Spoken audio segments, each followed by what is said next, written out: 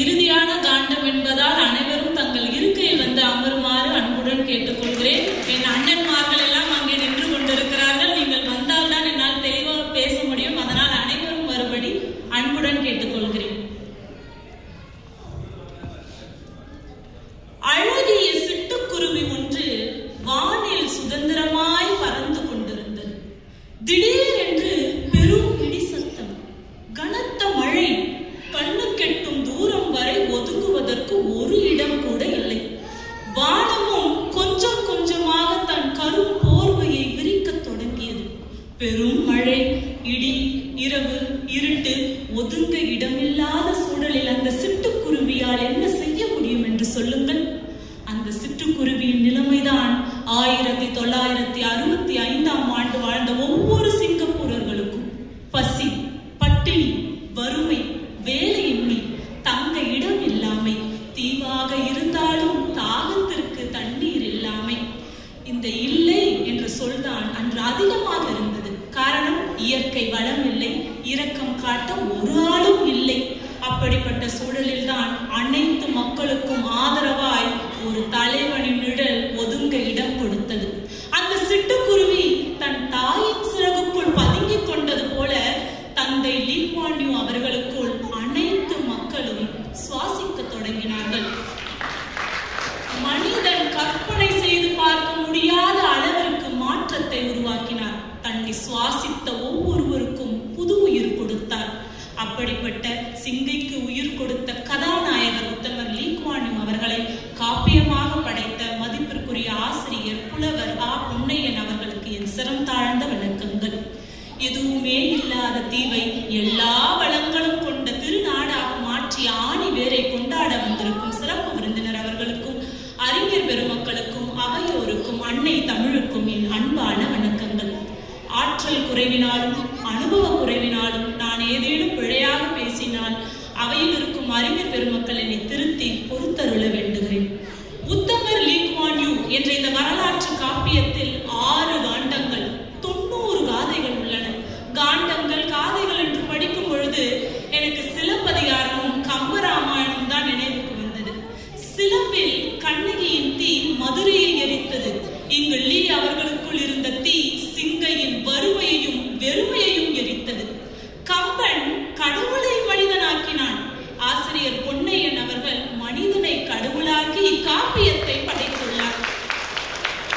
இதில் கதிரேழு காண்டம், கலைமயில் காண்டம், அரசியல் காண்டம், அருஞ்செயல் காண்டம், ஓய்வுகோல் காண்டம், விடைபெறு காண்டம் என 6 காண்டங்களின் மூலம் 100 ஆண்டு கால வரலாற்றை எளிய நடையில் கவிதையாக்கி நமக்கு தந்திருக்கிறார். லீ அவர்கள் படித்தது, பிறந்தது, படித்து பட்டம் பெற்றது, காதல் மலர்ந்தது, கட்சி தொடங்கியது, நாட்டில் மாற்றம் வந்தது, சிங்கப்பூர் ஏற்றம் பெற்றது, பின்பு அவர் ஓய்வு பெற்ற வரை உள்ள காண்டங்களின் கருத்துக்களை எனக்கு முன்பு பேசிய 5 அறிவார்ந்த பேச்சாளர்களும் ஆழமாக எடுத்துரைத்து சென்றிருக்கிறார்கள். இறுதியாக உள்ள விடைபெறு காண்டத்தின் கருத்துக்களைத்தான் நான் உங்களோடு பகிர்ந்து கொள்ள போகிறேன். இந்த விடைபெறு காண்டத்தில் வரலாற்றை உலுக்கிய 2 உயிர்கள் நம்மிடமிருந்து விடைபெறப் போகின்றன. முதல் உயிர் திருவாட்டி லீ அவர்கள். சற்றும் மறவாதவள் சட்டென மறைந்ததே, சுமந்த அன்பினால் துறந்துயிர் விட்டதோ.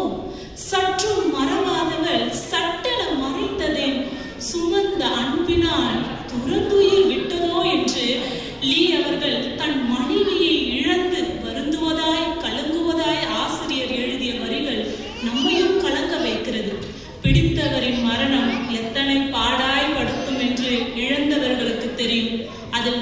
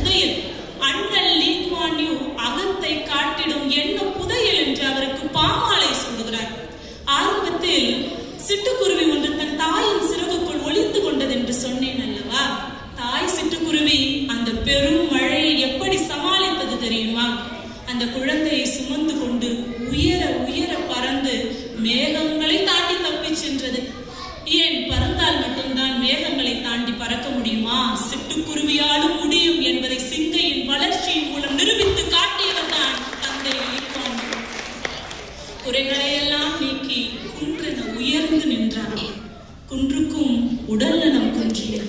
நீளும் இரவில் இருமல் இரட்டிப்பாயாக்கி குரலில் தளர்ந்தார் குலைந்து. நீளும் இரவில் இருமல் இரட்டிப்பாயாக்கி குரலில் தளர்ந்தார் குலைந்து என்று படிக்கும் பொழுது என் இதயம் வலித்தது. படிப்பவர்களுக்கே வலிக்கிறது என்றால் அவரோடு வாழ்ந்தவர்களுக்கு?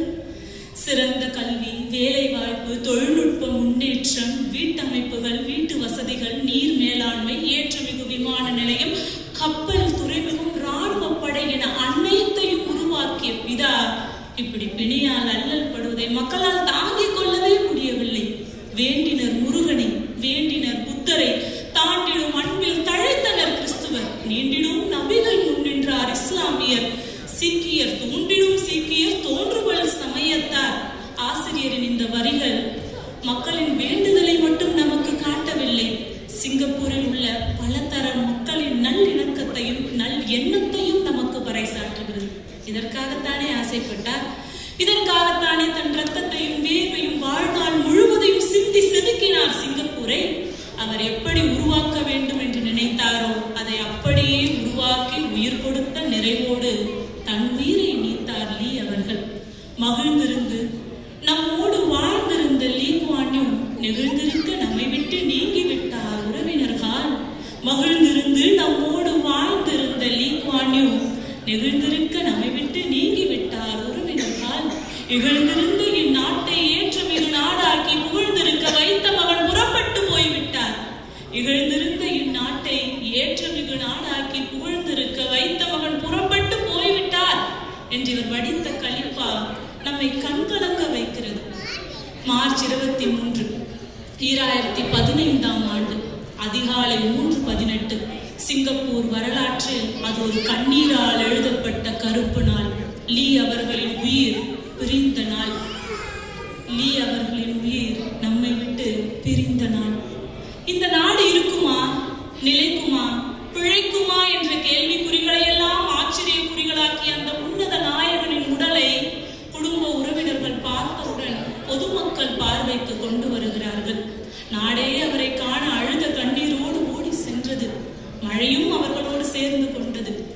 கூட்டத்தை சமாளித்த அரசாங்கத்தின் நிர்வாக திறனையும் மனித நேயத்தையும் மிக மாண்புடன் தன் கவிதையின் மூலம் விளக்கி இருக்கிறார் ஆசிரியர்.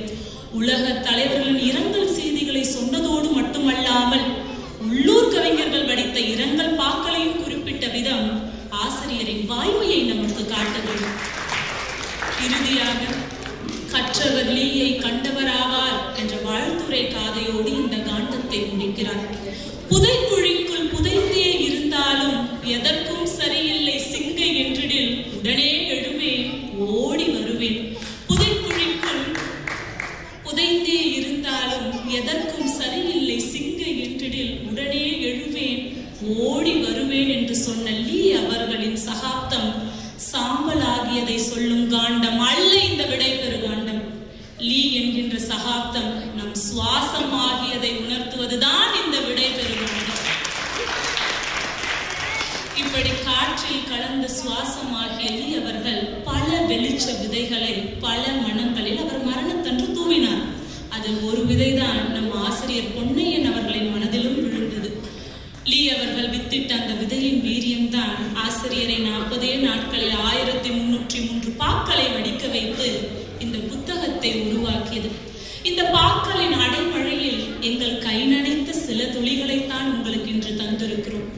முழுமையாக உங்கள் உள்ளம் நனைய, உயிர் உருக, கவிதை உருவில் அவதரித்த லீ அவர்களோடு வாழ, அவரை சுவாசிக்க வாசித்து பாருங்கள். புலிக்கரம்பலூர் புலவர் ஆ பொன்னையன் அவர்கள் எழுதிய இந்த உத்தமர் லீ குவான் யூ என்கின்ற வரலாற்று காப்பியத்தை. இந்த உலகத்தை உருவாக்கியது யார் என்று கேட்டால் நம்மிடம் கோட்பாடுகளும் நம்பிக்கைகளும் அனுமானங்களும் தான் இருக்கின்றன. ஆனால் சிங்கப்பூரை உருவாக்கியது யார் என்று கேட்டால் உலகமே ஆதாரத்துடன் சொல்லும் உத்தமர் லீ குவான் யூ என்று. அவரது இந்த 10வது நினைவாண்டில் 60வது சுதந்திர ஆண்டில் இந்த நூலை நீங்கள் வாங்கி வாசித்தால் அது லீ அவர்களின் பாதத்திற்கு நீங்கள் சமர்ப்பிக்கும் ஒரு ஆர்கிட் மலருக்கு சமம். அந்த மலரின் வாசத்தோடு லீ அவர்களின் சுவாசத்தோடு நல்வாய்ப்பிற்கு நன்றி கூறி விடை